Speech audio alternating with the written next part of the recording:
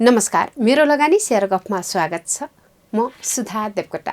आज बिहीबारको बजार 13 अङ्कले बढेर बन्द भएको छ भने 3 अर्ब 19 करोड रुपैयाँ बराबरको शेयर खरिद बिक्री भएको छ। मुलुकमा देखिएको राजनीतिक उतार चढाव बिस्तारै सामान्य बन्दैछ। यो सामान्य बन्दै गरेको स्थितिमा सूचक पनि सामान्य हुँदै बिस्तारै एउटा गति समाउन प्रयासरत रहेको हो कि भन्ने आजको सूचकले देखाएको छ।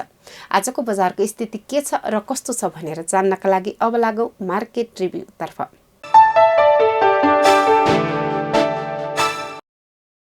बिहीबारको बजार 13.51 अङ्कले बढेर 2030.55 बिन्दुमा पुगेको छ। आजको बजारमा 3 अर्ब 19 करोड 92 लाख रुपैयाँ बराबरको शेयर खरिद बिक्री भएको छ। आज कारोबारमा आएका कम्पनीहरू मध्येमा 176 वटा कम्पनीको शेयर मूल्य बढेको छ भने 59 वटा कम्पनीको शेयर मूल्य घटेको छ। 11 वटा कम्पनीको शेयर मूल्यमा घटबढ भएको देखिँदैन। आज कारोबारमा आएका कम्पनीहरू मध्येमा नेपाल रिइन्स्योरेन्स कम्पनीको संस्थापक शेयर 56 करोड 20 लाख रुपैयाँ बराबरको शेयर खरिद बिक्री भएर टप टर्नओभरमा पर्न सफल भएको छ भने दोस्रोमा शिवम सिमेन्ट परेको छ। शिवम सिमेन्ट्सको 16 करोड 41 लाख रुपैयाँ बराबरको शेयर खरिद बिक्री भएर टप टर्नओभरको दोस्रो स्थानमा रहन सफल भएको हो। आज कारोबारमा आएका कम्पनीहरू मध्येमा पिपुल्स हाइड्रो पावर कम्पनीको शेयर सकारात्मक सर्किट लेभलमा बढेर बन्द भएको छ भने छिर्खुवा हाइड्रो पावर कम्पनीको शेयर 8.97% बढेर बन्द भएको छ। आजको बजारमा सर्वाधिक घट्ने मध्येमा एनआइसी एसिया ग्रोथ फन्ड 2 परेको छ। यस फन्डको आज 6.21% इकाइ मूल्य घटेर बन्द भएको छ भने सामलिङ पावर कम्पनीको शेयर 5.02% घटेर बन्द भएको छ। आजको बजारमा कारोबारमा आएका मध्ये 13 वटा उपसमूहमा 10 वटा उपसमूहको परिसूचक सकारात्मक रहँदै गर्दा बाँकी रहेका 3 वटा उपसमूहको परिसूचक नकारात्मक रहेको छ। नकारात्मक रहने मध्येमा होटल तथा टुरिज्म, म्युचुअल फन्ड र व्यापार उपसमूहको परिसूचक नकारात्मक रहेको हो। सकारात्मक रहने मध्येमा आज हाइड्रो पावर उपसमूहको परिसूचक र निर्जीवन बीमा उपसमूहको परिसूचक 1% भन्दा धेरैले बढेर बन्द भएको छ भने बाँकी रहेका अन्य उपसमूहको परिसूचक सामान्य अङ्कले बढेर बन्द भएको छ। आज कारोबार भएको आधारलाई हेर्दा आजको बजार पुँजीकरण 31 खर्ब 91 अर्ब 75 करोड रुपैयाँ कायम भएको छ। अब कुनै पनि स्टक किन्न र बेच्न कसैको हवाला पछाडि लाग्नु पर्दैन, न त मार्केट एनालाइसिसमा धेरै समय नै खर्चिनु पर्छ। किनभने मेरो लगानी टेक्निकल न्युजलेटरको अपार सफलतापछि अब हामीले लिएर आएका छौं एआई एसिस्टेड टेक्निकल चार्ट्स। 15 वर्षभन्दा बढी अनुभव भएका प्राविधिक विश्लेषकहरूद्वारा परीक्षण गरी प्रमाणित गरिएको यो टेक्निकल चार्टले तपाईलाई कुनै पनि स्टक, सेक्टर र नेप्सेको निष्पक्ष विश्लेषण प्रदान गर्छ र शेयर बजारको लेटेस्ट डाटाहरूलाई दिनहुँ एनालाइसिस गरी शेयर किन्ने, बेच्ने वा होल्ड गर्ने अवस्थाको बारेमा विस्तृत जानकारी टेक्निकल एनालाइसिसको पर्सपेक्टिभबाट दिन्छ। यसैगरी मेरो लगानी एआई चार्टमा नेप्से इन्डेक्स, सब इन्डेक्स र पार्टिकुलर कम्पनीको जेनेरेट भएको सिग्नल र यस अघि जारी भएका एआई सिग्नल हिस्ट्री समेत हेर्न सकिनेछ, जसमा टेक्निकल रूपमा बाई रेन्ज र सेल रेन्ज एआईले नै दिनेछ भने रिस्क टु रिवार्ड रेसियो समेत जेनेरेट गर्नेछ। चार्टमा सेक्टर वाइज फिल्टर गरी बाई, सेल र होल्ड रहेको कम्पनीहरू सजिलै पत्ता लगाउन सकिनेछ। अब पूर्ण रूपमा अनबायस टेक्निकल एनालाइसिसलाई आफ्नो इन्भेस्टमेन्ट डिसिजनमा प्रयोग गर्नुहोस्। मेरो लगानी, ट्रेडिङ मेड सिम्पल।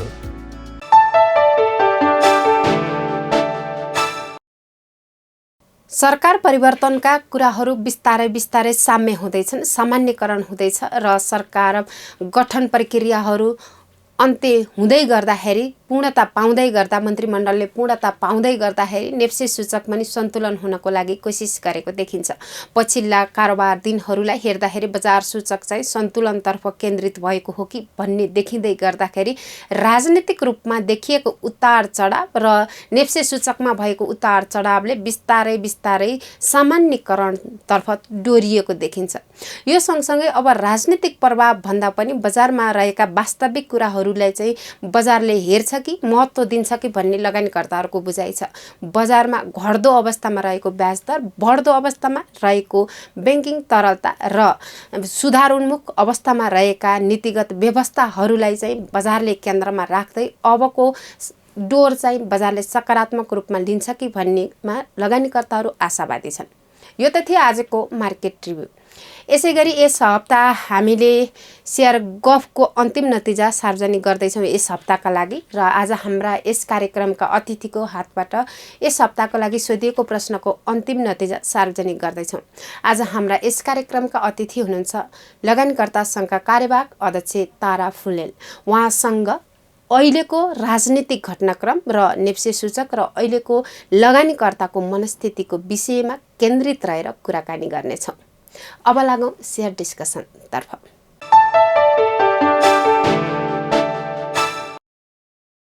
सरलाई कार्यक्रममा स्वागत छ। धन्यवाद सुधाजी। सर, अहिले पछिल्लो यो राजनीतिक घटनाक्रम र नेप्से सूचकलाई हेर्दाखेरि अलिकति यो हप्ताको अवस्था अलि भोलाटाइल नै रह्यो। यो राजनीतिक घटनाक्रम र सँगसँगै नेप्से सूचकसँग जोडेर हेर्दाखेरि के छ माहौल, के हो सर अबको अवस्था र स्थिति? अब समग्रमा बजार अलिकति भोलाटाइल रह्यो। 3-4 दिनदेखि अझ बजार अलिक उतार चढाव हुने काम चाहिँ बढी भयो। कारण के हो भने सुरुको दिनमा अब पहिलाको गठबन्धन सरकार टुट्ने र नयाँ सरकार बन्ने माहौल बन्यो। त्यसमा विशेष गरी अर्थमन्त्रीमा विष्णु पौडेल आउनुहुन्छ भन्ने हल्लाले चाहिँ तपाईँको अलिकति त्यसले काम गर्यो। लगानीकर्ताको मनोविज्ञान त्यसले अलिक उचाल्यो। त्यस दिन चाहिँ सुरुको दिन चाहिँ बजार 117 अङ्कले बढ्यो र त्यसपछि अर्को दिन फेरि अब विष्णु पौडेल अर्थमन्त्री बन्नुहुन्न, माओवादी पार्टीबाट अरू कोही बन्नुहुन्छ।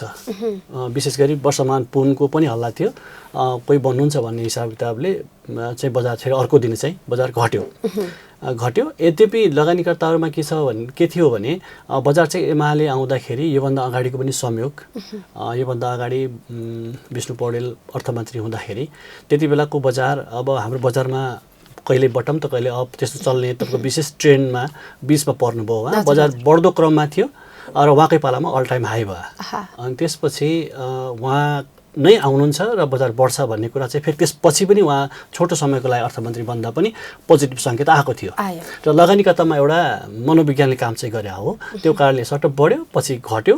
विशेष फेरि पछि आएर फेरि अर्थमन्त्री वर्षमान पुन भइसकेपछि हिजो पनि बजार थोरै बढ्यो र आज पनि थोरै 13 अङ्क जति आज बढेको छ। यो बढ्नुमा फेरि वर्षमान पुनको जुन आफ्नो भनाइ पनि राखिसक्नु भएको छ, उहाँले अर्थतन्त्रलाई मैले विशेष गरी अहिलेको अवस्थामा सुधार गर्छु र अर्थतन्त्रलाई चलायमान बनाउँछु, त्यहाँबाट ढुक्क हुनुहोस् भन्ने खालको मिडियातिर पनि आयो र उहाँप्रतिको एउटा विश्वास जागेको कारणले फेरि बजार चाहिँ आफ्नो मुभमेन्ट पोजिटिभतिर लागेको छ बजार चाहिँ। हजुर सर, अब बिस्तारै बजार त पोजिटिभतिर लागेको छ। अब यहाँनिर कुरा चाहिँ के छ भने वर्षमान पुन एउटा माओवादी पार्टीबाट आएको कारणले गर्दाखेरि माओवादी पार्टीको विचार दर्शन चाहिँ अलिकति पुँजी बजार फ्रेन्डली छैन कि भन्ने आशंका चाहिँ लगानीकर्ताहरूमा रहेको देखिन्छ। अब यस्तो अवस्थामा बजार सुधार गर्ने स्थितिमा कस्ता चुनौतीहरू रहन्छन् होला, के हुन्छ होला? लगानीकर्ताले विश्वास गर्ला नि या के हो? पक्कै पनि तपाईँले भनेको कुरा पक्कै पनि अर्थतन्त्रमा केही चुनौतीहरू थिए र छन् हैन। र अहिले पछिल्लो पटक अर्थतन्त्रमा थोरै सकारात्मक सन्देशहरू पनि आइरहेछन्। कस्तो भन्दा अब अर्थतन्त्रमा चलायमान हुनु भनेको चाहिँ अब लिक्विडिटी सहज भइसकेको छ र ब्याङ्कको ब्याजदर चाहिँ घट्दो क्रममा छ। ब्याङ्कको ब्याजदर घट्दो क्रममा हुनुको अर्थ भनेको चाहिँ अब बजारमा भन्ने गरिन्छ ब्याजदर बढ्दाखेरि पुँजी बजार घट्ने र ब्याजदर घट्दाखेरि पुँजी बजार बढ्ने। योभन्दा अगाडिको ट्रेन्ड पनि त्यही छ र यो हाम्रो अहिलेसम्मको मान्यता त्यो पनि हो। त्यही कारणले ब्याजदर घट्दो क्रममा भएको कारणले पुँजी बजार त बढ्छ नै।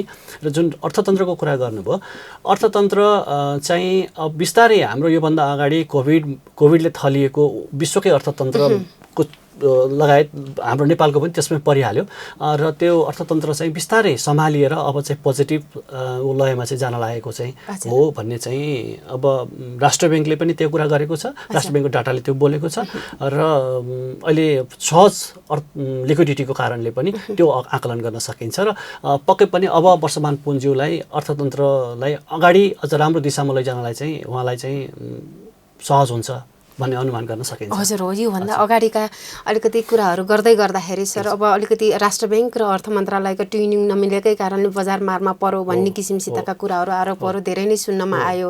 अब यो सँगसँगै अहिले पनि अब जुन किसिमसितको द्वन्द्व कुरा गरिरहेको छ, अर्को पार्टी या आरोपै कुरा गर्दाखेरि पनि त्यो किसिमसितको सपोर्ट होला नहोला, फेरि यो दुई पक्षको द्वन्द्वको मारमा बजार पर्ला नपर्ला, तपाईँको विचारमा चाहिँ कस्तो लाग्छ अहिले? हो, तपाईँले भनेको कुरासँग कहीँनिर तालमेल खाएको थियो। पहिला के भन्दा अगाडि अहिले अब बजारमा त अब उहाँको नाम नलिउँ, तर के छ भने गभर्नरज्यूलाई चाहिँ फल्लो पार्टीको भनेर उहाँलाई चाहिँ बजारमा चाहिँ प्रचारबाजी गरिएको थियो।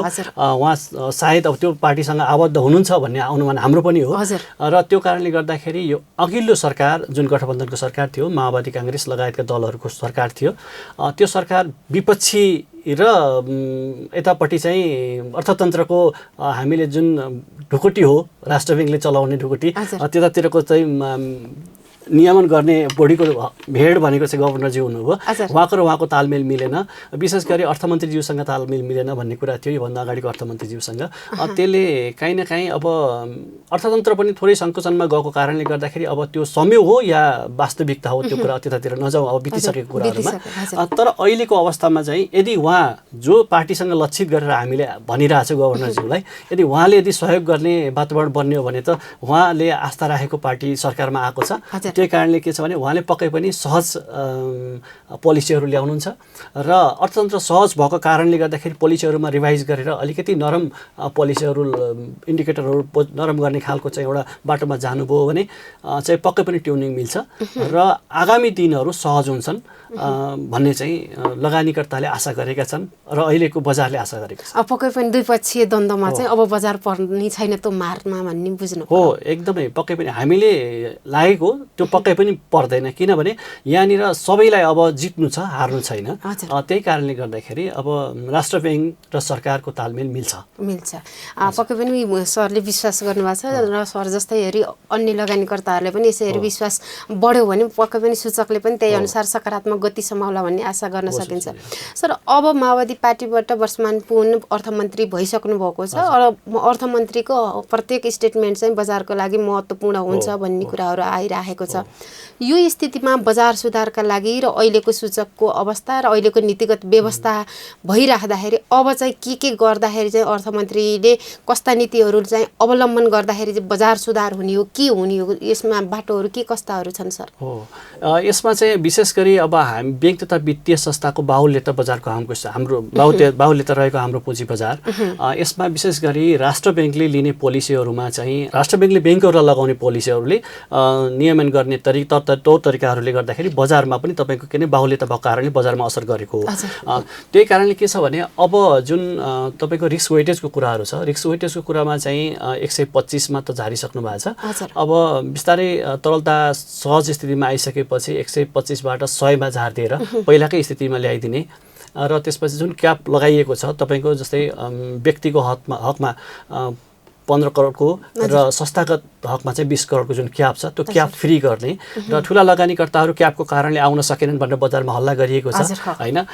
त्यही कारणले के भने त्यो पनि एउटा वातावरण चाहिँ खुला गरिदिने र ब्याङ्कको ब्याज दरलाई अझै सिंगल अङ्कमा चाहिँ अहिले पनि के छ भने भेरिएसन छ। ब्याङ्कहरूले लिने ब्याज दरमा अझै कसैको चाहिँ सिंगल डिजिटमा आइसकेको अवस्था छ भने कसैको सिंगल डिजिट भन्दा डबल डिजिटमा छ। त्यो कारणले त्यसलाई पनि एउटा सबैलाई चाहिँ सिंगल डिजिटमा ल्याउने खालको एउटा वातावरण सिर्जना गरिदिने, ब्याङ्कहरूले सहज हिसाब किताबमा चाहिँ ऋण दिन पाउने वातावरण सिर्जना गरिदिने र अर्थतन्त्रलाई कसरी हुन्छ चलायमान गराउने खालको वातावरण बनाउनु भयो भने अर्थमन्त्रीज्यूले पुँजी बजार चलायमान हुन्छ। पुँजी बजार चलायमान हुनु भनेको चाहिँ एउटा अर्थतन्त्रको एउटा मेरुदण्ड भनिन्छ पुँजी बजारलाई, त्यसै गरी अर्थतन्त्र नै चलायमान हुन्छ भन्ने चाहिँ विद्यमान एउटा पनि छ र हामीले त्यो हिसाबले पनि पुच्छौँ। पक्कै पनि अब अहिले तपाईँले भन्नुभएको छ हामी लगानीकर्ताहरू पनि अहिले जति पनि केन्द्रित भइराखेका छौँ राष्ट्र ब्याङ्कसँग लिएका नीतिहरूसँग मात्रै लगानीकर्ताहरू केन्द्रित भएका कुराहरू देखिन्छ अहिले पछिल्लो समय। के साँच्चीकै राष्ट्र ब्याङ्कको नीति मात्रै परिमार्जन गर्न पर्ने स्थिति हो कि धितोपत्र सम्बन्धी अन्य व्यवस्थाहरूलाई पनि परिमार्जन गर्नुपर्छ बजार विकासका लागि? पक्कै पनि तपाईँले भनेको कुरा 100% नै तपाईँको राष्ट्र ब्याङ्कका नीतिहरूसँग सम्बन्धित बजार नभएको हुनसक्छ। के भने अब हाम्रो नियामक बडी भनेको त धितोपत्र बोर्ड हो, नेपाल धितोपत्र बोर्ड। अहिले नेपाल धितोपत्र बोर्डको अध्यक्षज्यूको कार्यकाल सकिएर पनि अहिले नयाँ अध्यक्षज्यू नआइसकेको अवस्थामा छ। निमित्त कार्यकारी अध्यक्षको रूपमा चाहिँ काम गरिरहनु भएको छ अध्यक्षज्यूले। त्यो हिसाबले गर्दाखेरि नीति नियमहरू बनाउने कुरामा बोल्ड डिसिजन गर्ने कुराहरूमा पक्कै पनि काहीँ न काहीँ बाधा अर्चन भइरहेको छ। नेपाल सरकारले छिटोभन्दा छिटो चाहिँ नेपाल धितोपत्र बोर्डको अध्यक्षज्यूको एउटा चयन चाहिँ गरिदिने वातावरण चाहिँ बनाउनुपर्छ। किनभने अभिभावक बिनाको घर त अलिकति होइन अलिकति असहज हुन्छ नि होइन त्यो भइरहेछ। अर्को कुरा चाहिँ अब यहाँनिर अलिकति तितो कुराहरू गर्छु मैले।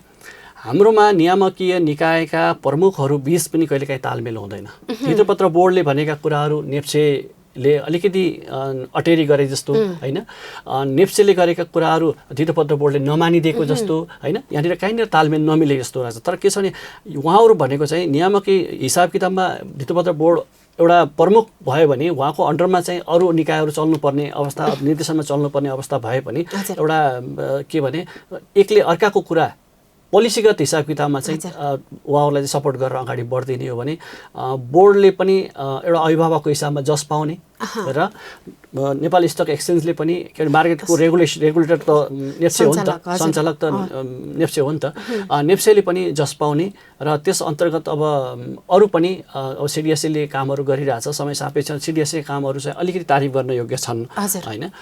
त्यसो त नेप्सेले पनि नगरेको होइन, नेप्सेले पनि गरिरहेछ। अहिले पनि केही अझै प्राविधिक समस्याहरू छन्। अब कहिलेकाहीँ तपाईँको एउटा लाजमर्दो कुरा चाहिँ हेर्नुहोस्, कहिलेकाहीँ वेबसाइटै राम्रोसँग चल्दैन होइन। अब तपाईँ हामी कुरा गर्न पनि कस्तो कस्तो है भुक्तभोगी छौँ। अलिकति रस स्टेज अलिकति भनौँ न अलिक स्पिडमा कारोबार भयो, अलिक भोल्युममा कारोबार भयो भने कहिलेकाहीँ टिएमएस पनि के डाटाहरू आइदिन्छ टिएमएसमा पनि होइन। त्यही कारणले के छ भने अब त्यसलाई पनि अलिक सुधार गरेर जानुपर्ने स्थिति छ। अब सिस्टममा सुधार गर्नुपर्ने कुराहरू धेरै छन्।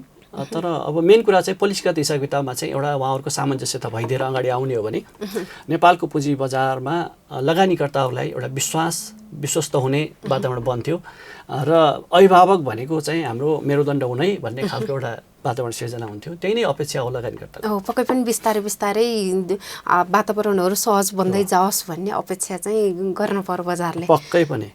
सर अलिकति म राजनीतितिर नै जोडिन चाहेँ थोरै। अहिलेको घटनाक्रम र अहिलेको परिस्थितिलाई हेर्दाखेरि बजारलाई प्रभाव पारेको र बजारको सूचक पनि त्यतैतिर केन्द्रित भएको कारणले यी विषयलाई नै जोडिदिएँ सर। अहिले यो पार्टीको आउँदाखेरि बढ्छ, ऊ पार्टीको आउँदाखेरि घट्छ भन्ने हल्ला बजारमा अति धेरै सुनिन्छ। अब हेर्दाखेरि मैले सरसर्ती हेरेँ को अर्थमन्त्री कुन चाहिँ हुँदाखेरि चाहिँ के छ त सूचक भनेर हेर्दाखेरि नेपाली काङ्ग्रेसकै पार्टीबाट चाहिँ हुँदाखेरि रामशरण महत हुँदाखेरि मार्केट र सकारात्मक गएको थियो होइन। अर्को नेपाली काङ्ग्रेसकै पार्टीबाट अर्को प्रकाश महतलाई बजारले विश्वास गरेन। अब एमालेमै पनि अन्य व्यक्तिलाई चाहिँ खासै अर्थमन्त्रीमा बजारले पत्याएको अवस्था छैन। सुरेन्द्र पाण्डे नै चाहेको स्थिति छ भने माओवादीमा पनि यसो हेर्दाखेरि अन्य अर्थमन्त्री पनि आउनुभयो, 2-3 जना आउनुभयो, उहाँहरूलाई खासै बजारले राम्रो प्रतिक्रिया जनाएन। वर्षमान पुनप्रति चाहिँ सामान्य रूपमा भए पनि सकारात्मक भएको देखिन्छ।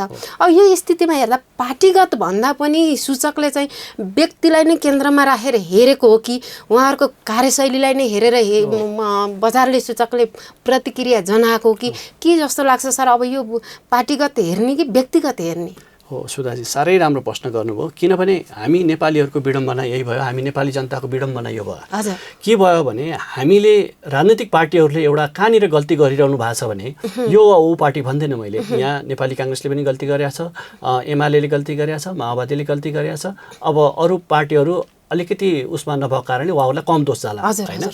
तर रहेको कुरा के भन्दा हामीले नियामकीय निकायको प्रमुख राजनैतिक भागवण्डामा गर्दैछौँ के पक्कै पनि होइन। त्यसले चाहिँ सबैभन्दा ठुलो अर्थ राख्छ होइन। एउटा हामीले राष्ट्र ब्याङ्कमा लगेर एउटा नियुक्ति दिएछौँ, धितोपत्र बोर्डमा गएर एउटा नियुक्ति दिएछौँ, नेप्सेमा लगेर एउटा नियुक्ति दिएछौँ। अनि सरकार एउटा पार्टीको हुन्छ अनि नियामकीय भूमिकामा बस्ने अर्को पार्टीको हुन्छ। उहाँलाई सञ्चालन फेरि आफ्नो विवेकले भन्दा पनि राजनीतिक पार्टीले निर्देशन गरिरहेको हुन्छ भनेपछि अब तालमेल कहाँनिर मिल्छ? हामी नेपाली लगानीकर्ताहरूको विडम्बना यो भयो। जबसम्म यो कुरामा राजनीतिक दलहरूको चेत खुल्दैन, आँखा खुल्दैन, नेपालको पुँजी बजारमा तपाईँको यस्तै खालको गिद्धे दृष्टि दलहरूका भइराख्ने भयो कि कस्तो भन्दा एकले अर्कालाई माइनस गर्नेतिर। त्यस्तै भने ऊ सफल भयो भने म दल माइनस हुन्छु भन्ने खालको नियति भयो क्या होइन। यहाँ त के हो भने देश रहेन सबै रहने हो, अर्थतन्त्र बचेन, यहाँको राजनीतिक दलहरूको पनि इज्जत बस्ने हो, नेपालको पनि एउटा इज्जत रहने हो। विश्व स्तरमा हामी कहाँनिर गिरिसकेका छौँ होइन। तर हामी कहाँनिर राजनीति गरिरहेछौँ भने एउटा नियामकमा बस्नेहरूलाई चलाइरहेछौँ, अर्को नियामकमा बस्ने चलाइरहेछौँ, उहाँहरू बिचमा द्वन्द्व गराइरहेछौँ, एकले अर्कालाई माइनस गर्न लगाइरहेछौँ, अनि मिडियाबाजी गरिरहेछौँ, अनि म ठुलो देखिस् त नआउँदाखेरि मैले चलाएको अर्थतन्त्र यस्तो थियो, त आउँदाखेरि तेरो अर्थतन्त्र यस्तो। यो खालको हिलो छ्यापाछ्यापको जबसम्म परिपाटी अन्त्य हुँदैन छुदाजी, तबसम्म हाम्रोमा यस्तै भइरहेको छ। सबैभन्दा पहिलो स्टेपमा गर्नुपर्छ के भने यी नियुक्ति गर्ने कुरामा चाहिँ राजनीतिक भागभण्डा नगरौँ। त्यहाँनिर विषय विज्ञहरूलाई खुल्ला प्रतिस्पर्धाबाट विषय विज्ञहरूलाई लगेर त्यो स्थानमा राख्ने हो भने यो खालको नियति भोग्नै पर्दैन।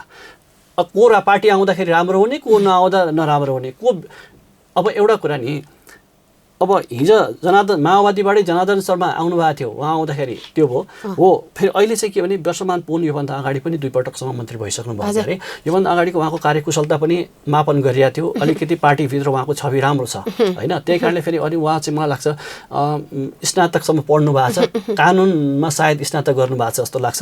उहाँले चाहिँ के भने अलिकति कानुनगत कुराहरूमा पनि उहाँले कसरी सामञ्जस्यता गर्ने भन्ने कुरा गर्नुहुन्छ। उहाँबाट चाहिँ अलिकति आशा चाहिँ अहिले गर्न सकिएला। नत्र भने पार्टीप्रतिहरू चाहिँ तपाईँको हिजो तपाईँले भन्नुभयो नेपाली काङ्ग्रेसमा रामशरण महत हुँदाखेरिको स्थिति विश्वले नै तपाईँको रामशरण महतलाई हेर्थ्यो होइन, त्यो लेभलको मान्छे हो उहाँ। तर त्यसपछि अरू आउने अर्थमन्त्रीज्यूहरूले गर्न खोज्नुभयो होला, तर जस पाउन सक्नु भएन। त्यही कारणले के हो भने यसको सोल्युसन भनेको राजनैतिक भागभण्डा गरेर त्यो स्थानमा नराखौँ होइन। राजनीतिक भागभण्डाबाट टाढा गराउँ यी नियामक निकायहरूलाई। त्यसपछि चाहिँ गएर ठिक छ, पछि राजनीति गर्ने ठाउँ त अरू छ नि, फिल्डमा जति गरे पनि हुन्छ नि। तर के भने जसले रेगुलेसन गर्ने हो, जसले रेगुलेटरी बोडीको हेड हो, उसलाई चाहिँ राजनीतिक हिसाब किताबमा एउटा आस्था त मान्छेको होला, तर के भने आस्था नदेखाउने मान्छे राख्नु पर्यो। आस्था नदेखाउने मान्छे त्यो गर्यो भने यसको निराकरण त्यही नै होस्। भनेपछि काम कार्यान्वयनकै लागि नै होस् हैन। पक्कै पनि सर, अलिकति तपाईँले अगाडि जोड्नु भएको छ, अबको स्थिति बजारका लागि चाहिँ सहज छ र सजिलो छ, बिस्तारै बिस्तारै वातावरणहरू बन्दै गरेका छन्, तरलता पर्याप्त मात्रामा छ, ब्याङ्कको ब्याज दर घट्दो क्रममा छ भन्ने कुरा हजुर अलिकति इङ्गित गर्दै गर्दाखेरिको स्थितिमा बजारले चाहिँ पर्खर हेरेको स्थितिमा बसिरहेको छ। ती कुराहरूलाई चाहिँ प्रतिक्रिया जनाइरहेको छैन, कुनै रियाक्ट नै नगरिरहेको अवस्था छ। अहिले के हेरेर बसेको छ? अहिले सूचकलाई नै केन्द्रमा राखेर बस्नु पर्दाखेरि मैले यो विषय प्राय सोध्ने गर्छु सर, के हो मार्केटको समस्या चाहिँ वास्तविक समस्या? अब राजनीतिक कुराहरूबाट अलिकति पछाडि फर्केर अर्थ र सूचकसँग मात्रै कुराकानी गर्नु पर्दाखेरि पक्कै पनि तपाईँले जोडेको कुरा नेप्से इन्डेक्स किन यसरी बसिरहेको छ, बढ्न पनि सकेको छैन, घट्न पनि सकेको छैन भन्नुभयो।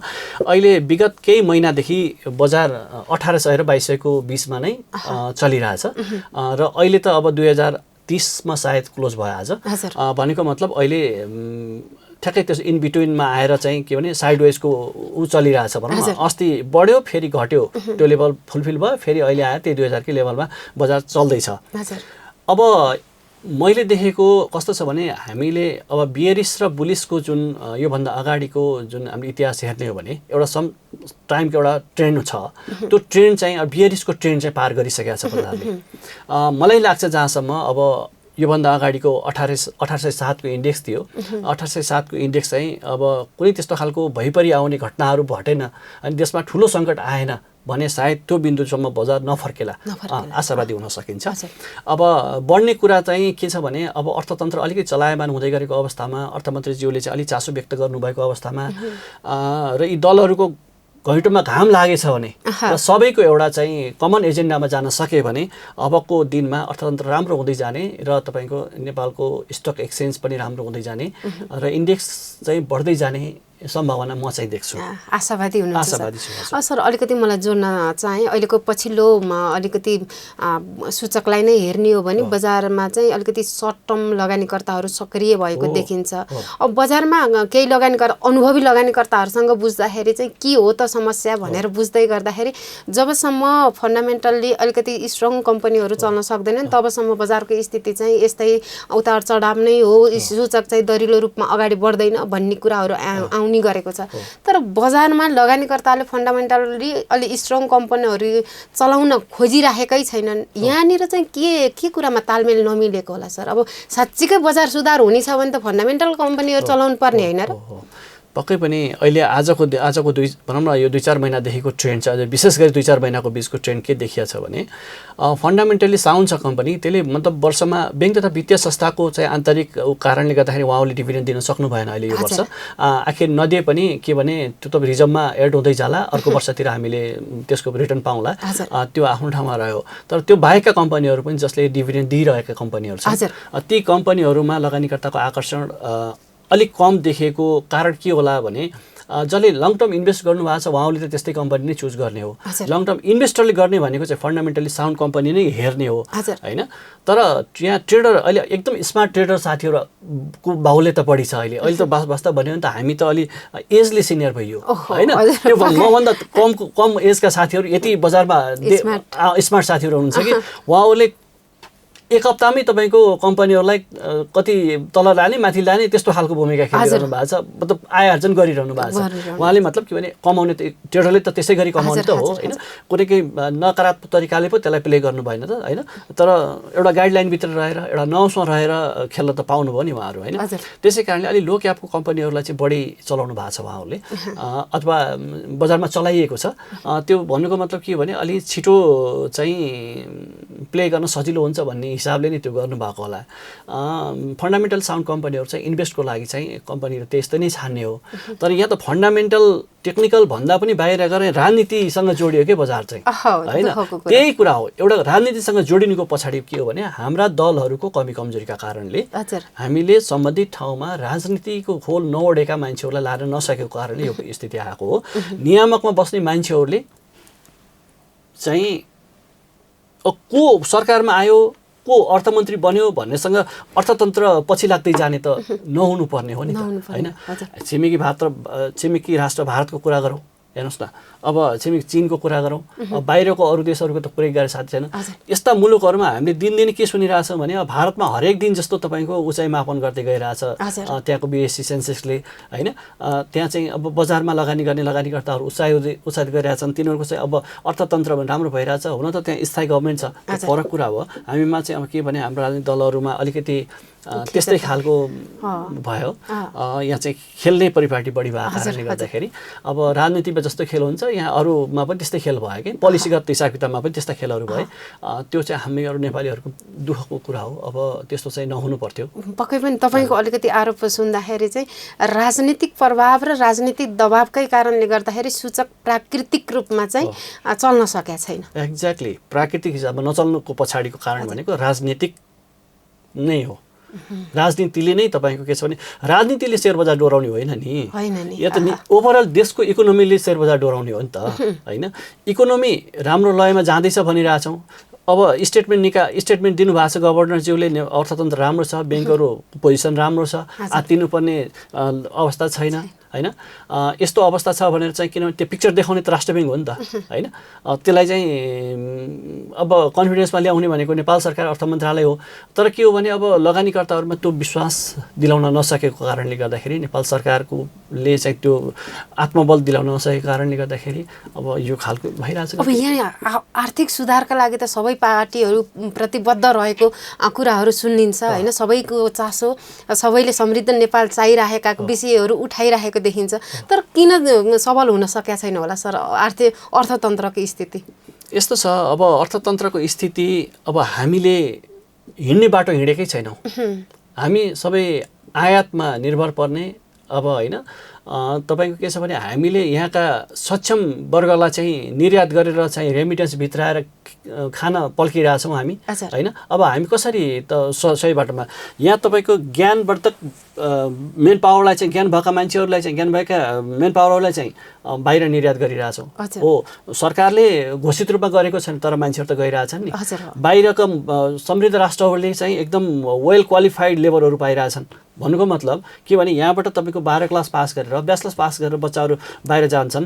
बाहिर गइसकेपछि गएर त्यहाँ गएर गर्ने काम भनेको त यहाँ पढेको स्किल त त्यहाँ त पाइरहेको हुँदैन होइन। त्यहाँ गएर गर्ने भनेको त लेबरै हो अथवा कुनै न कुनै हिसाबबाट लेबरै गर्ने हो। त्यसपछि त्यहाँ गएर पढेर एउटा स्किल लिएर एउटा क्वालिफिकेसन लिएर फेरि त्यो सम्बन्धित जबमा जाला आफ्नो ठाउँमा छ। तर के छ भने हामीले यहाँ त्यो खालको चाहिँ वातावरण सिर्जना गर्नै सकेनौँ। यो त सबै उसको कारण भनेको राजनीतिक दलहरू नै, हाम्रा राजनीतिक दलहरू निकम्मा छन्।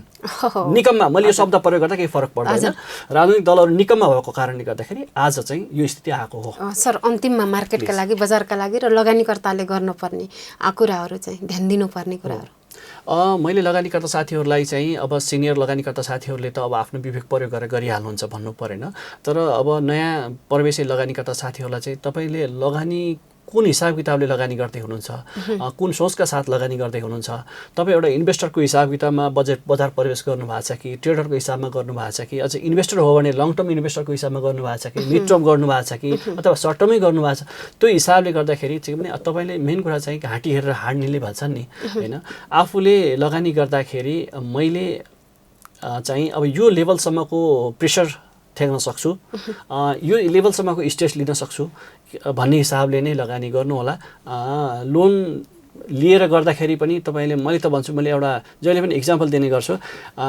मुख हुने गरी मुखसम्म आउने गरी लोन लिएर काम नगर्नुहोला किनभने कहिलेकाहीँ मुखसम्म आउने गरी लिएको किन बजार त सधैँ हामीले सोचे अनुसार चल्दैन होइन मैले भन्छु कम्मरसम्म लोन लिएर काम गर्नुहोस् त्यो भयो भने के हुन्छ भने तपाईँ बजार घट्दै जानुभयो भने तपाईँ बिस्तारै छातीतिरसम्म चाहिँ लोन लिने मुखसम्म चाहिँ लोन लिने गरी तपाईँले चाहिँ बजारलाई चाहिँ अलिकति आफूले चाहिँ आफ्नो कन्ट्रोलमा राख्न सक्नुहोला अथवा आफ्नो प्रेसर थेक गर्न सक्नुहोला यदि त्योभन्दा तल जानुपर्ने भने यसो डायरिया भएर जानुपर्ने स्थिति हुन्छ त्यही कारणले के छ भने लगानी गर्दा बहुत अब स्मार्ट तरिकाले लगानी गर्नुहोला त्यही हो अब लङ टर्म इन्भेस्ट गर्नको लागि चाहिँ राइट टाइम हो त्यसमा चाहिँ डराउनु पर्दैन हजुर पक्कै पनि सर हामी सेयर गफ क्विजको यस हप्ताको लागि अन्तिम नतिजा सार्वजनिक गर्ने समयमा आइपुगेका छौँ र हामीले यस हप्ता सोधिएको प्रश्न छ नेपाल स्टक एक्सचेन्जले मार्जिन सुविधाका लागि कतिवटा कम्पनीलाई योग्य ठहर्याएको छ भन्ने प्रश्न सोधेका थियौँ त्यसको सही जवाफ दिने मध्येको नाम चाहिँ यस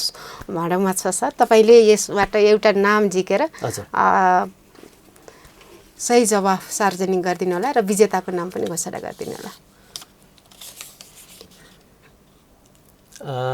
112वटा कम्पनी हजुर बासुगिरी 2636 हजुर बासुगिरीजी तपाईँलाई धेरै धेरै बधाई छ तपाईँले मेरो लगानी डाटा प्रडक्ट जित्नु भएको छ हस्त सर तपाईँले हामीलाई समय धन्यवाद सुभाजी राजनीतिक रूपमा भएको गठबन्धन र बनेका सरकारको समीकरण र अर्थमन्त्रीमा आएका व्यक्ति र अर्थमन्त्रीमा आउने व्यक्तिको प्रभाव बजारमा कस्तो रह्यो त को अब मन्त्री हुँदाखेरि अर्थमन्त्री रहँदै गर्दा सूचकले कस्तो प्रतिक्रिया जनाएको छ र पार्टीलाई महत्त्व दिने हो या व्यक्तिलाई महत्त्व दिन्छ र अहिलेको बजारको स्थितिले कस्ता नीतिहरू चाहिँ अवलम्बन गर्न चाहेको छ त के हो त बजारलाई प्रभाव पारेका विषयवस्तुहरू वास्तविक कुराहरू के हुन् त यावत विषयमा केन्द्रमा राखेर आज हामी सेयर गफ गऱ्यौँ आज हामीसँग सेयर गफ गर्नका लागि हुनुहुन्थ्यो लगानीकर्ता तारा फुले उहाँसँग हामीले वर्तमान बजारको अवस्था र राजनीतिक रूपमा देखिएको अस्थिरता सँगसँगै बजार सूचकमा हुन नसकेको सकारात्मक गतिका कारणहरूको विषयमा रहेर आज छलफल गऱ्यौँ तपाईहरुसँग पनि शेयर बजार सम्बन्धी कुनै विषयवस्तु छ भने तपाईहरुले हामीलाई जानकारी गराउन सक्नुहुनेछ हामीहरुलाई हेर्दै गर्नुहोला पढ्दै गर्नुहोला र मेरो लगानी युट्युब च्यानल सब्स्क्राइब गर्दै गर्नुहोला नमस्कार।